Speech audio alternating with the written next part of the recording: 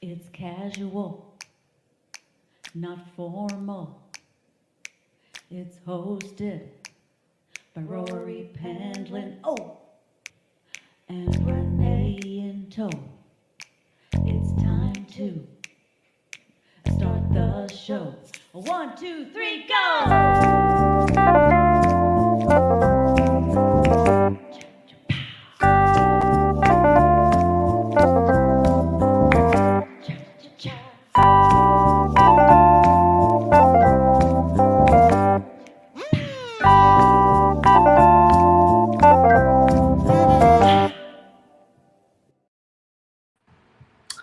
There we are. Hello, it's Casual. We're live, and I'm Rory Pendlin, the host, and let's bring up my co-host, Miss Renee Jaworski. Yes. Happy birthday.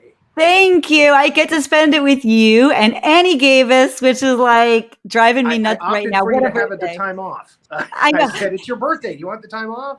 Like, no, don't you dare let me have some time off on this day. I am so excited to have her here, and my mind is just exploding.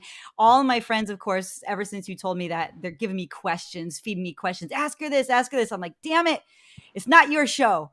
But everybody your wants show, Renee, as well as mine. I know, but it's not. But everybody has something that they want to ask her, and Okay. that's okay, because maybe if we're really good, maybe she'll even come back like a second time. You never know. That's possible too. We can dream about it. We've got up to an hour tonight to ask her whatever we desire. I know. So let's. You want to just get right to it? You want to bring her up? Yeah, let's get right to it. Let's go ahead and bring her up.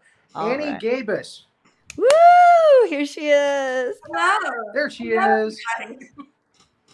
Hello. And I have been putting on the promo materials and Gaybis. That's right. But because I knew all of your friends called you Annie.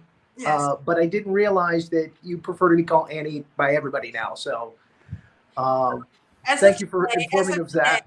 As of Renee's birthday, yes. All right. Renee's birthday is a new era. Happy birthday, Renee. I hope you do something very exciting tonight.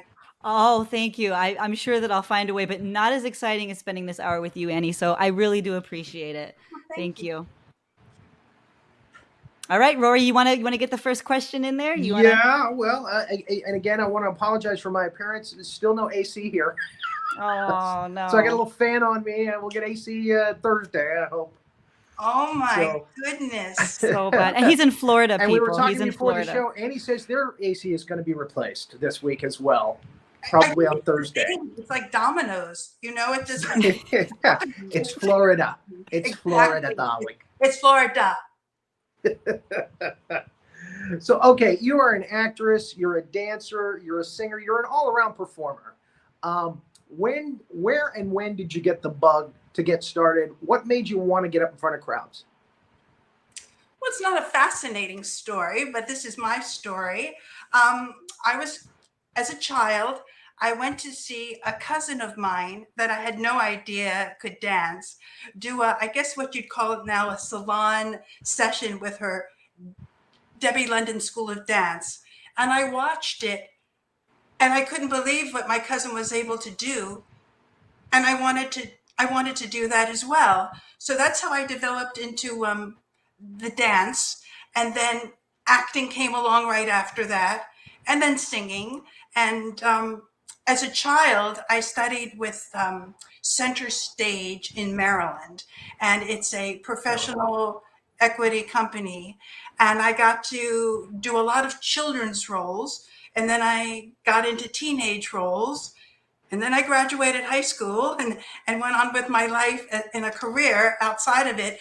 But I remember them having to explain to my father at the age of 8 why I had to join equity.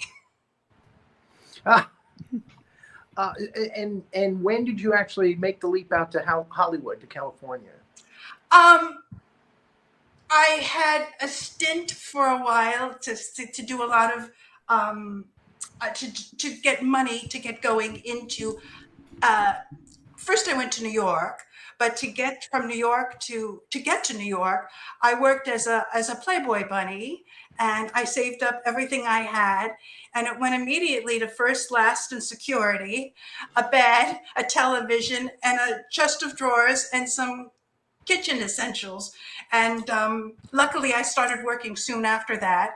And then after a while, I won this contest called Miss Broadway. It wasn't about my talent. It was about your looks. And I won it. And it was either 2 weeks in Hawaii or 2 weeks in Los Angeles. And I picked the 2 weeks in Los Angeles, and then I never left. And the funny thing was, one of the shows that I got to do as Miss Broadway when I was there for my 2 weeks was the Regis Philbin show. And at the time in Los Angeles, there was a chain of department stores called the Broadway.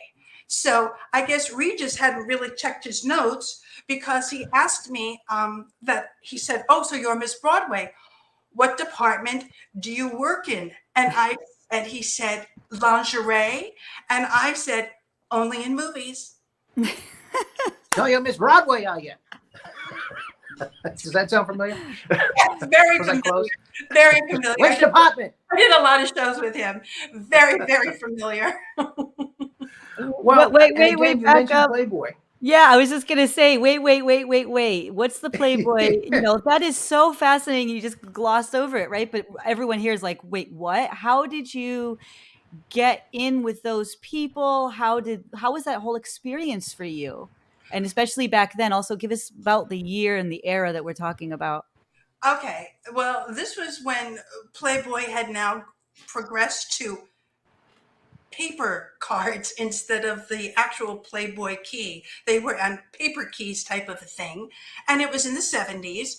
And I had gone to Boston to continue my studying in theater and in dance. And I was looking for a job. I was living with 3 other girls, and I had gone to all the art galleries on a street in Boston, and I because every time I visited one, there was always a girl sitting behind a desk, and it looked like she just served coffee and explained about the art, and then they bought a painting. I thought I could do that, but they didn't seem to want that. So as I continued down the street, I was on my way to that big department store in Boston. I think it was Filene's, and I saw this thing on the street, and it said hiring today. And there was a doorman. This was the back door. I had no idea it was Playboy. And he said, "Are you here for the interview?" I said, "What are they interviewing for?" He said, "Prospective bunnies." I said, "Playboy bunnies?" He said, "Yes." And I said, "Yeah."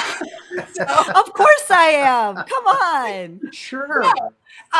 so you see, in Maryland, I thought I can say it now because I know nothing's going to happen, but in Maryland, you could be 18 and you can serve drinks. Well, I didn't know in Boston you had to be 21.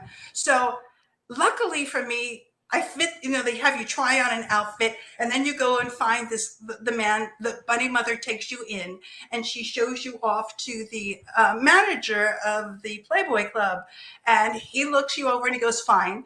And then I had to go to bunny school. So I was studying my formal training, and I was going to bunny school.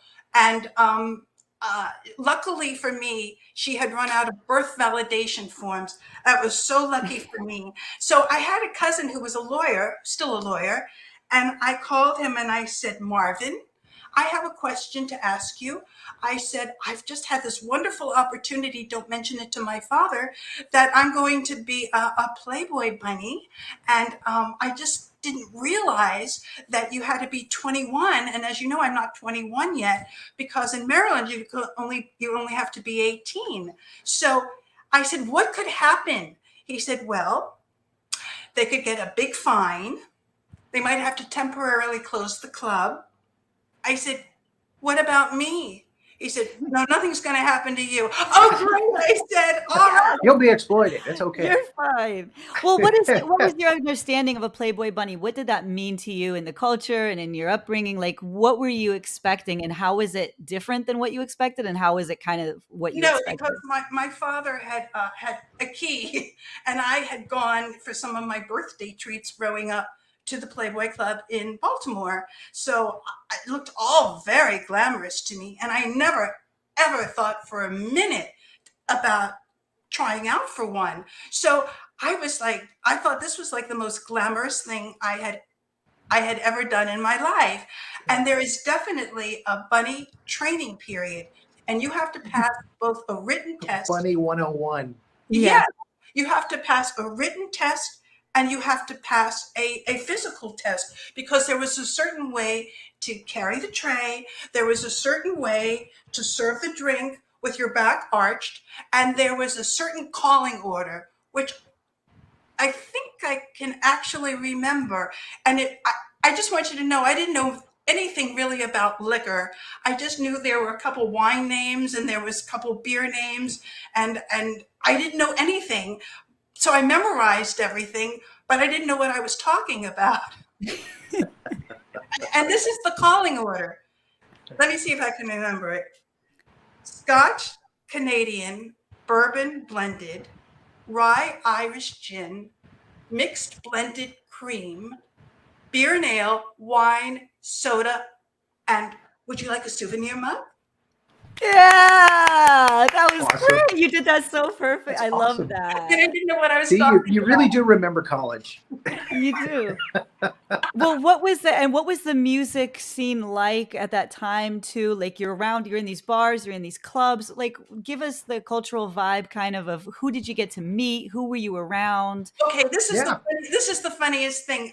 Well, you have to be there for a real long while to be up in the club room, which I eventually came back and sang when I got my cabaret act together. I got to tour the Playboy clubs, but to get to be able to serve dinners and stuff, that was like a whole different set of instructions. So I was like in the main floor and the floor below, where they just served drinks, and and it was basically that. And they had sometimes a little jazz piano going and stuff, but upstairs was where and they were all like veteran people. I remember this one man that I thought was just so outstandingly sophisticated looking, and he was sitting at the bar, kind of like, and he was just he was standing at the bar, and he looked so elegant. And I said to one of the girls, I said, "Who's that?" They said, "That's our star entertainer for the next 2 weeks, Billy Eckstein." He's a very, very, very famous man, very well respected and everything. Now, the fun part that I can tell you about is while I was in training, the bunny mother would wear a slicker and she'd wear a slicker hat, because you'd have to try out these drinks like Bloody Marys and all that stuff.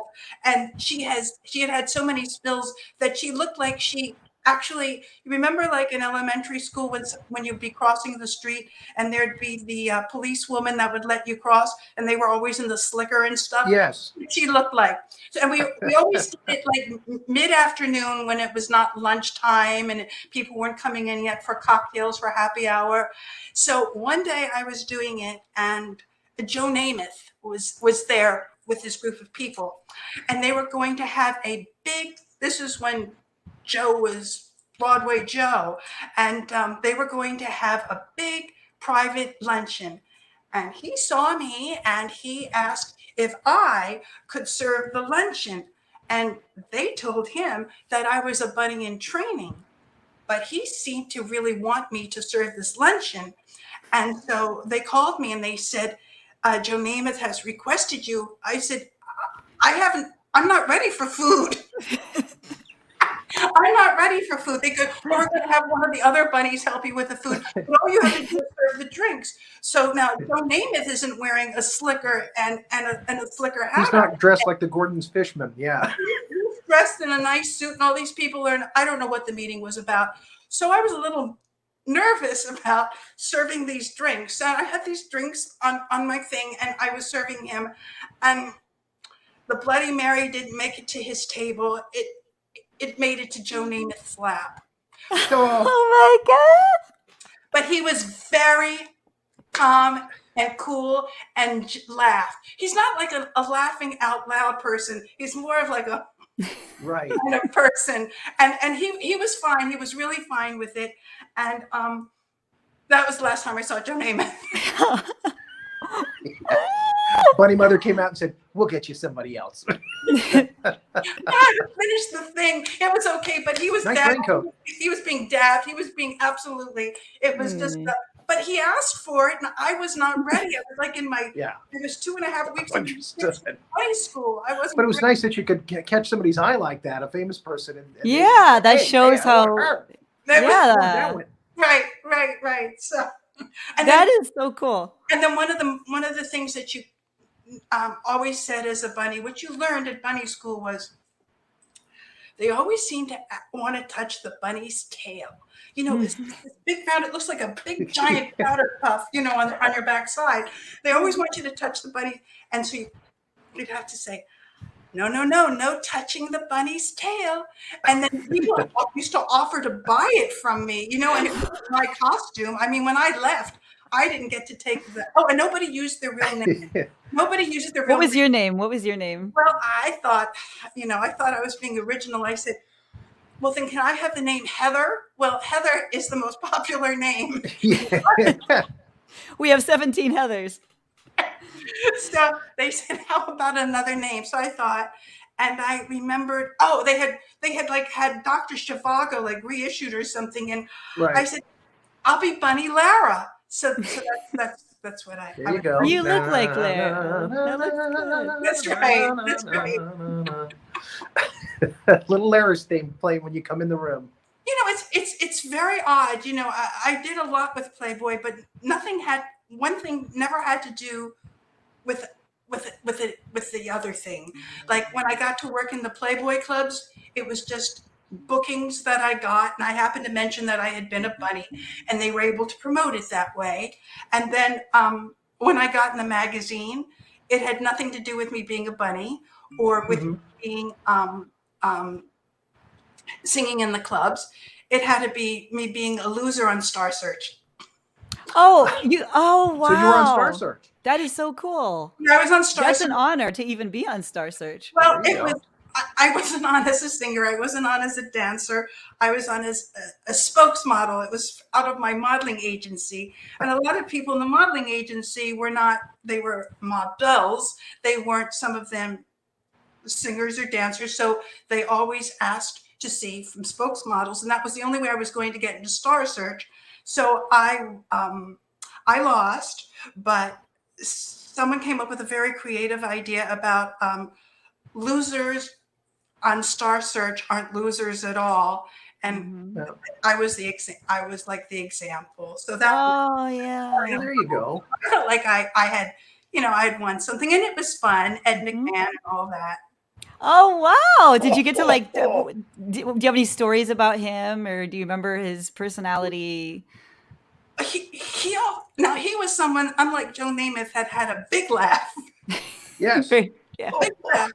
So I really didn't get to know him where we shot it on Sunset, but years and years later, I was with my husband, and we were at this round table, and it was some big dinner or something, and Ed McMahon was now married to a woman who designed, I think, fashion or handbags or both, and my husband was here, I was here, Ed McMahon was here, and his wife, and I can't think of her name, was there. Very nice woman, and there were other people at the table. And Ed had several drinks, and at the end, as usual. And at the end, I didn't tell him I had been on Star Search or anything, because 5 million people had been on Star Search. How would he, But at the end, we said goodnight, and Ed McMahon grabbed me and gave me the biggest kiss on my lips in front of his wife, my husband, and anyone else who was in the room. I don't know why. And that was my only experience one-on-one with Ed. Man, his wife looked like she wished she wasn't there. And He pulled a Richard Dawson on you. And may I say, I felt the same way. Well, as far that as is such a funny story, though. It's so true. We think of, when people are playing or people are in the bunny mansion, being bunnies, hey, cupcake, get me a drink, but it sounds like it was a very positive experience for you. Yeah, I did go to the mansion a whole bunch of times, a whole bunch of times. You were never allowed to bring a man or a date to the mansion. I think you must Yeah. have to be very special to be able to do that. But I used to love it because, there was this documentary series that just finished playing a few months ago on A&E, and it was a 12-part series about the goings-on at the mansion. And I watched this like, what are they talking about? I had such great times there. I felt like, what was I, like Eloise at the plaza, and I just didn't know what was going on. It was just so amazing to me that these girls had supposedly suffered so very much, because it was always very calm when I was there. He would have things on Friday nights and on Sunday nights, and it would be the most fabulous buffets with lobster and anything you wanted. And then afterwards, it would be like a first class movie, sometimes a movie that hadn't even come out yet, that you had only read about in the Hollywood Reporter or Variety. And sometimes there would be the director of the movie that might be there who would be explaining it, or maybe the cameraman, the first cameraman who would be there explaining it. I mean, it was always terrific. And there was always like maybe about 20 women and 7 men, and the 7 men or 8 men were all really much older. They were kind of like Hef's contemporaries. So I just never felt like I always felt like it was girls' night out, to be truthful with you. Mhm. Yeah, I always felt that way, And they were always very respectful to you girls. always very respectful. And I don't know if you knew anything about this A&E documentary, but it was absolutely shocking to me. I mean, and it's a shame because he can't defend himself. It's like the people that said, all these people that said they slept with Marilyn Monroe, she can't say anything about it because she's not here. And I feel that Hefner can't really say, well, I really wasn't like that, because there's nobody, to defend him otherwise. But I did notice that Barbie Benton, who she wasn't during my time, but Barbie Benton, who was not mentioned, was not in it, and the She girlfriend. was married to Hef. No, she wasn't married to him. Oh, I thought she was married to him. No, but she dated him for eons, and the person that his girlfriend during the era that I was going up to the mansion and stuff, her name was Carrie Lee, and I also didn't see her being interviewed in it.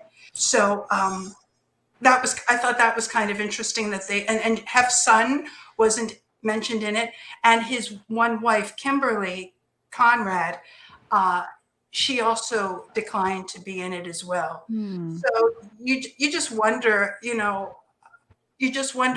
I mean, nobody was ever forcing you to go there. Oh, and when you had to go there, it was very interesting. You drive your car up, there's these gates. It was in Bel Air, and there was this rock, this giant rock. And then the rock would talk to you, and it would say yes, and you'd say your name, and you were on the list. And if you were on the list, welcome, they said, and these gates opened up, and then you saw this fantastic mansion where there were all these animals, and he had just this menagerie of different types of species. But my most fun there was he had the game room, which was like up, not in the mansion, but kind of up these stairs and everything. And you could play all these great, like the versions, that you always love of like the pinball games, because he was very into that. And you didn't have to put in any quarters. It was like, it's almost like when you get an apartment and it has a washer and dryer, and you've never had an apartment with a washer and dryer before. It's like a revelation. You don't have to put in quarters or anything into the little game chip, things to play with. Right. Yeah. That is so cool. That is so cool. Do you remember anything about Hef particularly? Like, did the bunnies have a lot of interaction with him all the time, or? Well, most of the girls there were not bunnies. They were just girls that were either prospective playmates, which is different than bunnies, or they were girls that had been playmates, or they were girls that someone had said they would be a really good choice to have up at the mansion. And you never had to dress up on Fridays or Sundays. So it wasn't like everybody was like in sequins and all that stuff. It was more like jeans and a shirt or something casual and fun. And, they'd always have like a bunch of like, let me see who we used to have. Robert Culp and Mac Davis. I Spy. Mac Davis. Yeah. And there was this legendary band leader from yesteryear named Ray Anthony. He was there. And the comedian, Rory, Jackie Gale. Jackie Gale, yeah. Gale, right. He loved Jackie Gale. And sometimes this veteran actor, Victor Mature. Victor Mature. Oh my gosh. Yeah. Wow. That's a big name. And then that's cool. And Peter Brown. In fact, I think Peter Brown was going through a divorce because he had a trailer for a while that was on the driveway. It was like a curved driveway. He had his own trailer for a while on the property. And so those were the essential men that I saw. Oh, and his best buddy, one of his best buddies, Lee Wolfberg, and then he had his brother also be there too.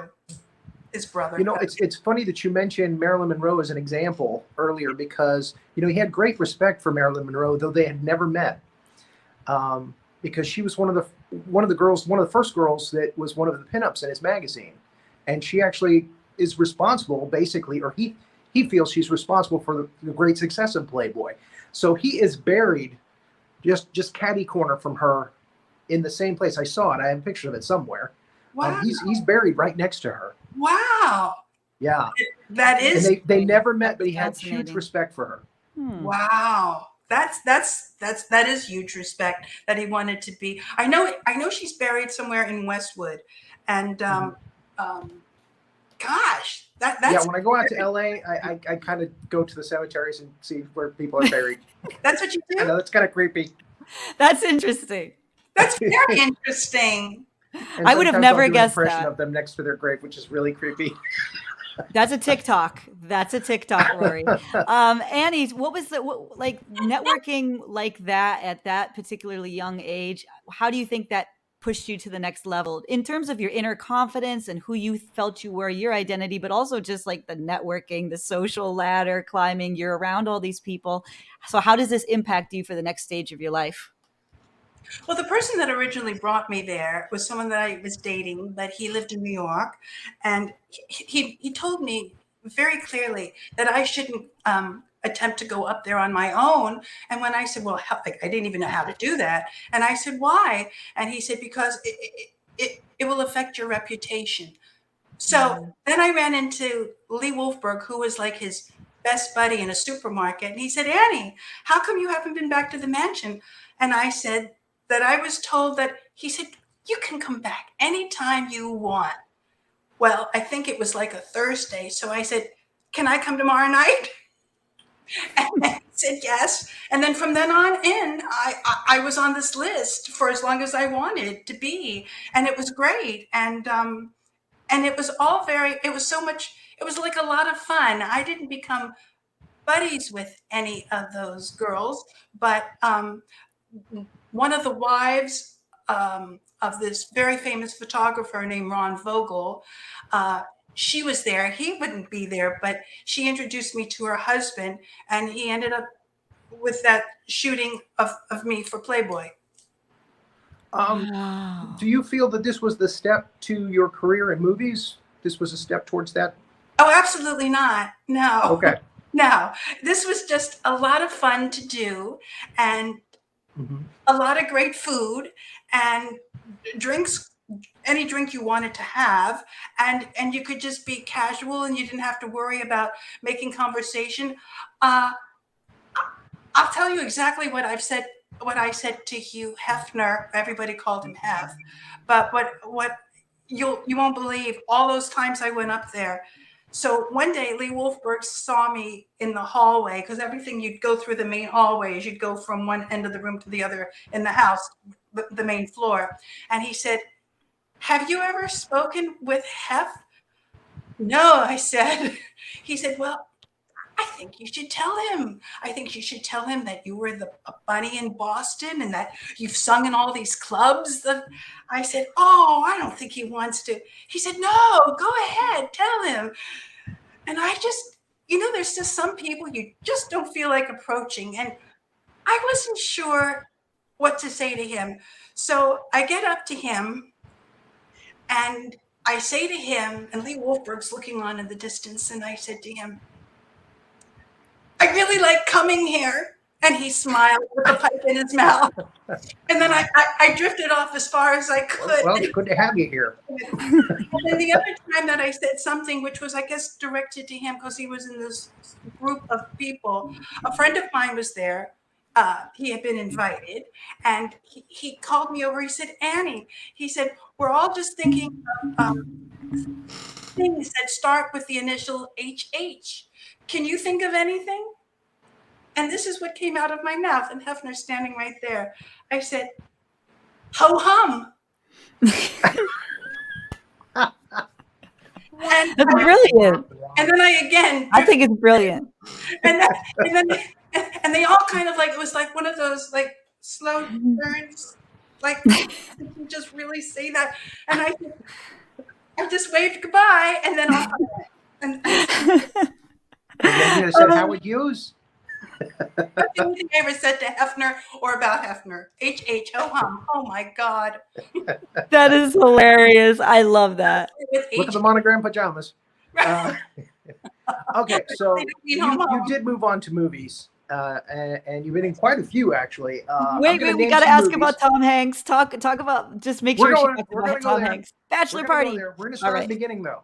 All right.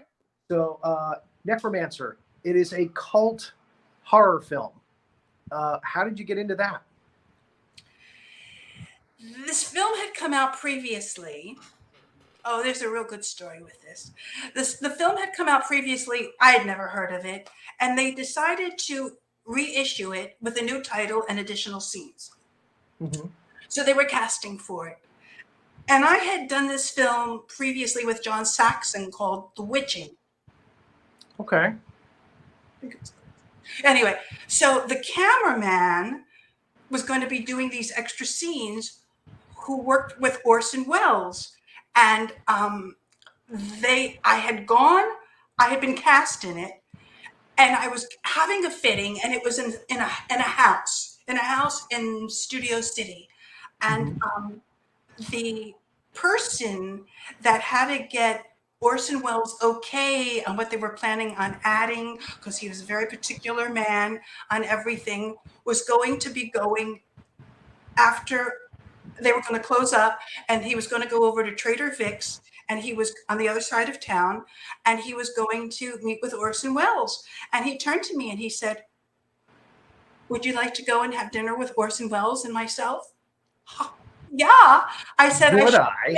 And plus I lived on the other side of town in West Hollywood. So I followed in my car, and we went to Beverly Hills, the Beverly Hilton Hotel, and we got there, and the Trader Vic's looked like a Polynesian nightmare almost. It was just all this stuff, It just looked like everything. It was just very busy looking, and everybody. Is that the one that has like stagecoaches and stuff coming out of the wall? No. That's somebody else. I'm sorry. Trader Joe's. Joe's. I'm sorry. So yeah, Trader Joe's. Trader Joe's. That's a supermarket. Trader Joe's is a supermarket. I never went inside. Trader Joe's is a supermarket. It's absolutely. It's one of my favorites. I love it. It's everywhere. That was the coolest part of the interview, by the way. That was awesome. Okay, so yes, it's a supermarket. So we're in there. We park our cars underground. We go in, and he says that I'm here to see Mr. Welles. Oh, Mr. Welles is here already. So we go over to the table, and there's Orson Welles. Just like in the ads, just like in the talk shows, just like in everything. There's Orson Welles. Yep. And he immediately wanted us to order. like before anything else, before he even got into the conversation about this, that, etc., he really wanted us to order. So I'm looking Hungry. at the thing, and I ordered a drink, of course, Polynesian drink of something, and I don't know what I had for dinner. And he ordered a whole thing and a bottle of wine, a very good wine, and the man that had to do all this business thing, he ordered his food, and then they talked about things that I had no idea. You know, it was wheeling and dealing and explaining and business stuff, and finally. Orson signed off on it, and he asked me a little bit about myself, and he said, you know, he hopes I do well with the movie, and he wished me luck with my career. And then all of him got up and all of him left. And so and he had signed the paper, which was the whole thing. So this man was very happy. And so we had been there for a couple of hours. So he said to the waiter, I'll take my check now. So he comes over with the check, and the man sitting across from me, and he looks at the check, and his eyes like bugged out of his head, because this is like, we're not talking like you know, Universal Productions. This is a small independent. They're going to add some scenes. They're going to re-edit. You know, they're all in a budget. Yeah. And I thought to myself, oh my God, it must have been the drink I ordered. That's all I could think. It must have been the drink I ordered. It must have been like extra expensive or something. Oh my God. Maybe it was the bottle of wine Orson ordered. I didn't know. I just watched him. And so he called the waiter over and he said, I don't think this is my check. Oh, yes, sir. He said, Mr. Wells came in before you and the young lady entered, and he ate an entire meal and drank an entire bottle of wine by himself. He said to add it on to your bill. He had 2 meals and 2 bottles of wine. Yikes. That's Orson for you. I mean, and the funny thing was, he just couldn't wait for us to order as soon as we sat down. It was interesting. See, that's how he got you. That's a real jam. Yes. I know. This is the beginning. I never heard of anything like that. Have you ever heard of anything like that? I can't say that I have in that business. No. I got to ask you, early on, the movie Dolomite just came out about a year and a half ago, 2 years ago, with Eddie Murphy. And you were actually in one of the Dolomite movies, The Human Tornado. With Rudy Ray Moore. What was that experience like with Rudy Ray Moore? It was another very low budget. Oh, yeah. This is the guy that sold records out of the trunk of his car. Yes. I just saw the movie, so I'm very inspired. You know, they've called me because there was this person doing a book about, you know, Dolomite, and they wanted me to talk about all these great, experiences, great or otherwise. I really can't tell you. It was just something I did. Maybe I was on it for a week. Maybe I was on it for 3 days. And Rudy Ray Moore, I didn't know anything about him. I didn't know he was a comedian. I didn't know, he had fought. I didn't know any of that. I was just in this independent movie, and it was, I just remember there was a lot of fight scenes in the things I did. Yes. And if you think it's hot where you are, Rory, without your air conditioning, it was unbelievable where we were shooting, and there were so many people, and they had to turn the air conditioning off, I remember, because it was oh my goodness, sound man. So I really can't tell you, but everybody was like really nice in the film, and the man told me that, I can't think of the name of the actor, but the man that had to pick me up and carry me out became a very well-known actor, but I can't tell you who he is. But I said, and they said, do you have any recollections of him? I said, no, just that he picked me up about 45 takes and took me out. And took me away from those hot stage lights. Yeah. How did you learn all the fighting acting? That's a special skill. So, like, how did you get into that? I took some courses. I took some stage courses, like stunt. Stage combat? Yes. So I could be ready. And it helped me a lot when I did some, performed in some operas where there was a lot of stage coordinating. And, sure. stunts and things. And they were really happy to find out that I could, I mean, I sing, but I don't sing opera, but I danced in so many of the Los Angeles opera productions that I was able to do a lot of the stunt things that some of the other dancers couldn't do. Wow, that's so cool. Opera and fighting on screen. I would have never guessed. That is so interesting. Well, one thing sometimes leads into another, and then like Yeah. I did with Playboy, nothing led into anything, but I did everything you could with Playboy, except Mary Hefner, but I would have had to say more than ho-hum. You'd have to sit there and watch him eat soup, you know? And I drank a lot of soda. Okay. Is there anything you can't do, Annie? I do want to know that. Was there any skill, seriously, that you ever tried that you couldn't do? Like me, I tried to play the flute. I could never play the flute. Is there something you wanted to do you couldn't do? Cooking. Really? I'm not a great cook. I'm surprised. Okay. Yeah. And cooking hasn't really fascinated me. So, Yeah. Yes. And also I took up flute in school too. And I was at an all-girls high school. I was flute 2, stand 3. So that shows you my flute progress. Flute 2, stand 3. It's a hard instrument. I have a lot of respect that you can even Very make a noise. I could never make a Getting your noise on. just right. Yeah. It's You go hard. just right. All Yes. right. Yes. All right. Rory, 1980, next one. Dudley Moore, Holy Moses, Lorraine Newman. So much Any fun. stories from that? Yes. Dudley Moore was a terrific person. It was so much fun on that set. They had an upright piano that was on like a platform on wheels.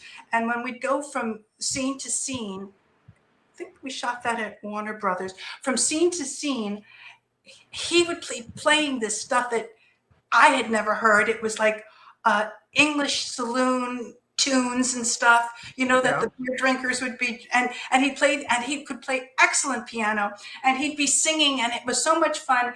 And we'd all like to try to jump onto that platform that moved while he'd be playing away until we got into the next set. So it was always a very joyful experience. And he was just a wonderful, charming person, and always upbeat and always happy, and oh, so talented, so talented. Yes, no doubt. After that, Best Little Whorehouse in Texas, Burt Reynolds, Dolly Parton. Would you like to hear the story of how I got on that? I would. I think everybody's going to say, especially people who dance, they're going to say, that's how she got into this? Okay. So they had first they were going to do it, and Tommy Tune was going to choreograph it. And that was a couple years before they actually did it. And I had gone to that audition, and I had done quite well. Then they never did the movie. Then they did the movie with Tony Stevens as the choreographer. I didn't know Tony Stevens. They never had any open auditions. I didn't get a chance to possibly be part of it. So I'm on Hollywood Boulevard in an agent's office, and I have an appointment. And this agent thought he had 2 other girls. We were all 3 sitting around his desk at the same time. He was going to do all 3 of us so he could get our pictures and resume and get us out the door. Casting director. And his phone rings. Casting director. So he picks up the phone and he says, hold on a second. And he puts his hand over the phone. He said, I see that you girls have dance on your resume. He says, you all dance, right? Yes, we said. All right, he said, I have 3 girls for you. So what happened was they're in Austin, Texas, and 3 of the women, when they had signed up for it, there was not anything to say that there was going to be nudity in it. But the director decided that Colin Higgins decided he wanted to put, you know, when they had that raid scene when Dom DeLuise comes in and he does the raid and everything. Well, yeah, the big deal scene. And so he said, would you 3 girls, you know, like, would you girls like to be in best little whorehouse in Texas. You'll have to leave tonight to get to Austin, Texas. And we looked at him like, okay. And so like we ran, I didn't know these two other girls. We packed our bags, we got on the flight, we got into Austin. Now everybody else, of course, had been rehearsing what was coming up, but we had not been privy to it. So some of these women resented the fact that we replaced these 3 dancers because they all had become quite chummy by that time. And they didn't like the fact that we were not going to be able to continue with them, and they got us instead. But the choreographer was such a wonderful man, and he took us and he got us stuff. And then Colin Higgins just liked us so much, he gave us all these special bits to do and stuff, and they resented us even more. And we were paid even more than these girls were because we were doing nudity. And he was always so kind to all of us. And then when we got back to the set at Universal, I hadn't worked with Burt Reynolds on any of the dance scenes that I had done. Now we're at Universal, and this was kind of interesting. They told us all that if we're walking down a corridor or we're leaving a set and we see Burt Reynolds, do not make eye contact with him. Burt Reynolds was really insecure about performing and singing in this movie. And of course, we hadn't been privy to any of the dailies, and I hadn't met Dolly yet either. So on my first day on the set, now I'm at Universal, Dolly walks over to me. There's everybody there, and she walks over to me and she says, "You ready for this?" This is what she said to me. This is the only thing Dolly Parton ever said to me. "Hi, you're the girl. I saw you in the dailies. You're the girl with the pretty titties." That sounds like Dolly. From Dolly Parton, it was really a compliment. So I mean, if it's coming from Dolly, you got that from Dolly? Oh my God. That is awesome. Consider the source. That is the biggest compliment, seriously, ever. And I thought, gee, it was worth those girls resenting me so much just to have Dolly Parton say that to me, of all people. So I just thought it was great. It was great. The movie wasn't a hit, but it was love. Yeah, I remember that. I was actually an usher in a movie theater when that came out. And Louise but again, a piece of history, and again, you got a great compliment from Dolly. And again, you continue to get in these movies that are parts of history. You're in Friday the 13th Part 3 in 3D. It was the first modern horror film that besides Jaws 3, that went 3D. Yeah, yes. I didn't know at the time that it was a 3D movie. I just remember that, I just remember the scenario of what happened with that. I had gotten with a new agent, and this was the first interview the agent sent me out on. And I hadn't done that many films that were considered big. And so when I met the two people, and I can't remember who they were, I guess it was the writer and the director, and they asked me about myself. I said, well, I'm with this new agent, and this is my first interview, so I sure hope I get it. And I got it. There you go. And of course, here's what Renee's been waiting for: Bachelor Party. Bachelor Party, Tom Hanks. Tom Hanks. This was his breakout movie. Yeah. Yes. And I'll tell you who was one of the most beautiful women I've ever seen in Hollywood. The late Tawny Katane. Absolutely the most incredibly beautiful woman, like a Raquel Welch, like a more slender version of a Raquel Welch type. Absolutely stunning.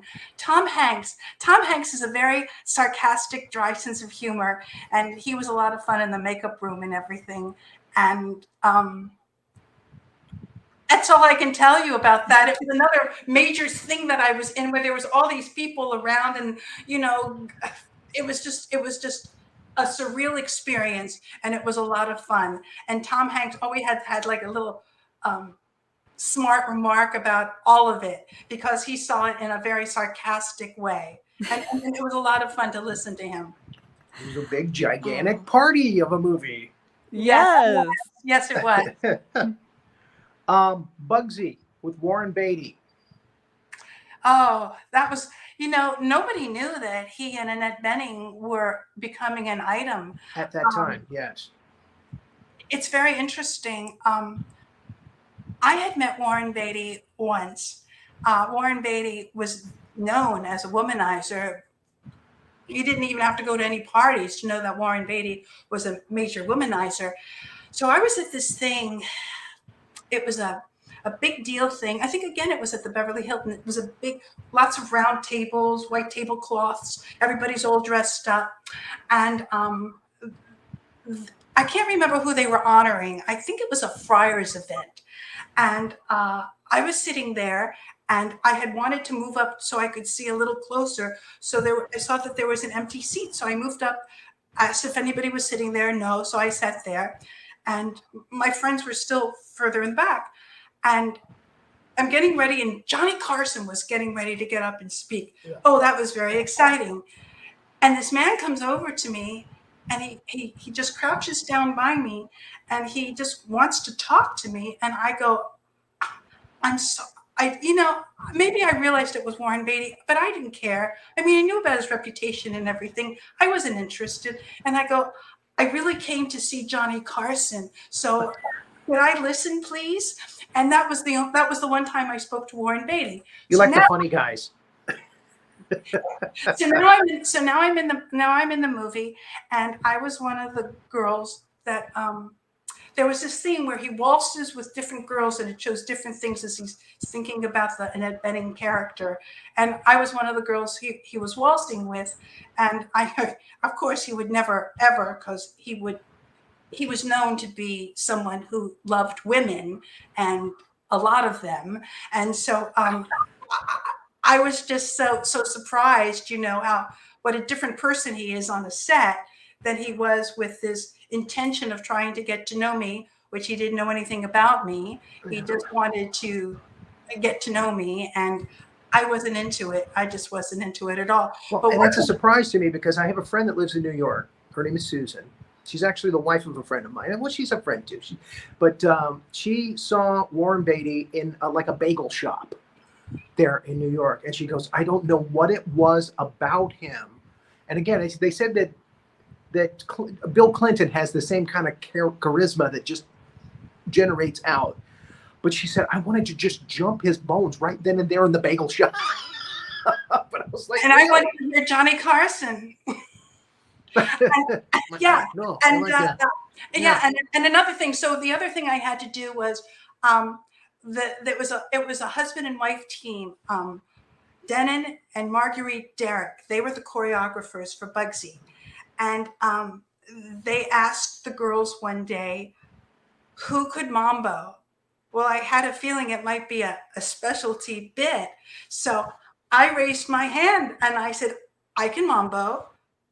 I didn't know how to mambo, but I figured it wasn't until Monday I could, and this was before computers, so I figured I could find somebody that could teach me how to mambo before Monday, because Bill Graham, the guy that used to produce all these rock shows and stuff, he was in the movie, and he had been a mambo dancer in the clubs, I guess back in the days in the 50s or something, when it was a big deal to be a mambo dancer and Latin dancer. And so I was going to be dancing with Bill Graham. So I ran to, at the time, there were telephone booths. And at the time, there were yellow pages. And I looked up ballroom, and I saw this place called Victor Drew School of Dance on La Brea. And I wasn't far from La Brea. It was a Friday. I had a feeling that I probably said yes to something more than I knew what I was saying yes to. And there was this very long staircase that I had to climb up the stairs. And I was like in a frenzy by now about what I had said yes to.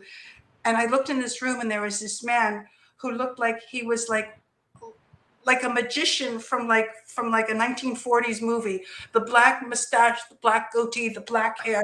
And he was admiring himself, and he was dancing in the mirror. I guess he was between people. And I go, Victor Drew? And he said, yes, darling. And I said, I have to learn the mambo by Monday because I'm in this movie. And I said, yes. And I don't know what I said yes to. Is it hard to learn? Can you please teach me? And he taught me the basic steps. So by Monday, I was able to get through it. So after all that, thinking I was going to get a really special moment in the movie, when I got to see the movie, yeah, there were my feet and there were his feet. And that's all you saw were my feet. Oh, jeez. But they were moving very, very fast. Okay, last film I want to talk about, Waterworld, with Kevin Costner and Dennis Hopper. You were part of Hopper's group? Yeah, I was part of Hopper's group, getting ready every day for Waterworld, and we filmed it. We filmed it in LA County. Getting ready for Waterworld consisted of them putting all this gook on you, including Dippity Doo. Renee, do you remember Dippity Doo? I do. Okay. Yeah, it's gross. So anyway, you had to put Absolutely disgusting, and you'll never recover. Once you know, you know. and I You very only long dippity hair. do once. Yes, I had long hair and I was Dippity Dude, and then they put all this stuff on you so you looked like awful. And that's how I was for weeks and weeks and weeks at a time on the set, doing all this stuff, rowing and Dennis Hopper and in his little group. And it was kind of like a fascinating experience. And Kevin Costner was just like the nicest man, just the nicest man in the world. And Dennis Hopper was very kind of into himself, but he played this great character, and I was part of his little inner group where it was just like, it was just kind of like, I think I had, my one line was about something about his eyeball, because his eyeball got taken out, and I said something to him about his eyeball. I forgot how it was. I haven't seen the movie in a real long time, but it was something about, well, you remember. But you remember the dippity do. You never forget the dippity do. Yeah, but it was like one of those lines that people remember that I said, like when I said in Friday the 13th, we've got no food stamps, because I went to a couple of conventions and that people would come with these books. They looked like your yearbook from high school or college. I mean, these big leather bound, beautiful books. And it had all the different Friday the 13ths in them. It was like amazing. And they would turn and they would ask me to write my major line in Friday the 13th part 3. And this was like a big deal for them, because they were, I don't know what you call them, but they were Friday the 13th. They were Jason fans. Yes. And then I remember the first time I did a seminar with some of the people that I hadn't seen in years, decades, from Friday the 13th. It was in Orlando, and I was flown there, and somewhere on International Drive, but I think everything's on International Drive except Disney. And so I was there, and everybody had on in the audience these masks. And it was quite a thing to see all these masks looking back at me. The hockey masks. Yes, and the host said that this is the first time Annie is a virgin to the Friday the 13th conventions, so please welcome her. This is her first time, because there's people that go to these conventions and sell their wares. They go there for years selling their stuff. But all these people with these masks on, looking, it was very interesting. Well, I hope you get more of those, because they're interesting experiences. They're usually fun. They all are interesting. I promised you I wouldn't talk about this a lot on this show, because we had your husband on the show a few weeks ago. But you did marry a celebrity husband. I did. 95, John Viner. 1992. 92. Yes. Okay. On Valentine's Day. Yeah, that's right. 20 years. So he'd never forget.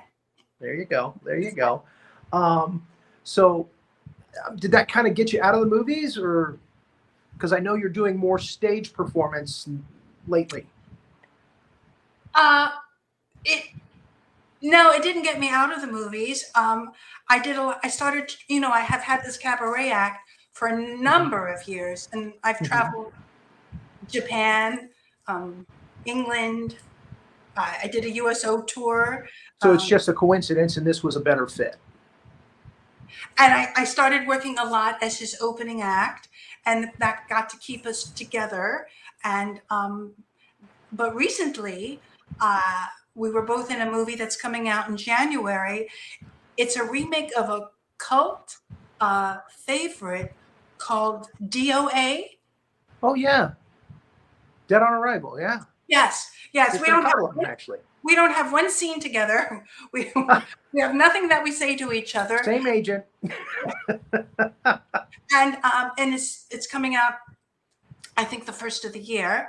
And then we also did recently during the pandemic last year, this pilot called Unfinished Business, where again we had no scenes together, and we had the same agent. They're trying to pull you apart. But I find that. But you do a lot of theater up in North Florida, right? I do a lot of theater everywhere, and I really have enjoyed doing theater, and I enjoy performing in if I'm acting, if I'm singing, if I'm dancing. I really love it because you get to play such a wide range of characters, and it's not just like one take and after the fifth take they go print, let's move on. You get to do it for weeks and weeks at a time, sometimes for months at a time. And you work as an ensemble? You work with an ensemble, a cast, and build relationships? Yeah. Yes. I've got to play some really great parts. One of my favorites, and I don't like to repeat parts too much, though sometimes when a theater hears that you did really well with something, they ask you if you'll repeat it. But I feel once you've done something like that, I like to move on. But one character that I really have enjoyed doing was Judy Holliday made her famous. It was Billy Dawn in Born Yesterday. Oh, yeah. And it's a very fun, it's just a great character. And then most recently, a character that I would not repeat because it was a very difficult part, but Barbara Streisand bought the rights and did a movie of it several years ago called Nuts. It's about a call girl who gets accused of murder and who has to stand trial, and the person that's prosecuting her thinks she should be put away, that she's insane, and she has to prove her worth. And that was just a really riveting kind of part. And I've got to do 2 Marilyn Monroe roles. One was written by Arthur Miller after he divorced Marilyn Monroe, so she wasn't his favorite cookie at the time, and it was called After the Fall. And it was one of those roles that take everything out of you kind of thing. And very taxing. Yes. And then a fun role that I got to do that Marilyn Monroe created a few years back was Bus Stop. Bus Stop. Yeah. Yeah. So where can we catch you in the near future? Where can our audience look for you? I mean, other than DOA, which is coming out early next year. Well, I'm waiting for that. I'm waiting to hear if Unfinished Business gets picked up, or if not, that will be a perfect title for a pilot. Unfinished Business. Right? I'm sure you've done. And we've gone long today, so we have Unfinished Business, but thank you so much for coming on the show. Has it been an hour?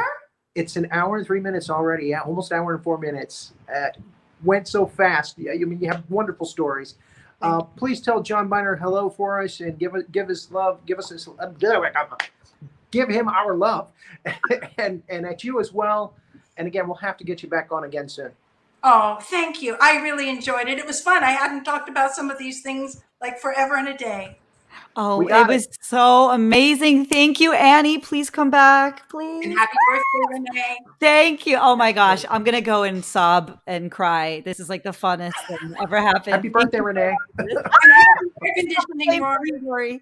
Yeah, no, I'm just kidding. She knew it was going to be a great show. She knew it. I knew it. Yeah, Oh, I'm so grateful. Thank you, Annie. Thank you so much. And thank you to the fans who came on out and also the replay squad, all of you people watching on the replay. We do appreciate you. Thank you very much. Like and subscribe to our YouTube channel and to our Facebook group. Thank you. Bye, everybody.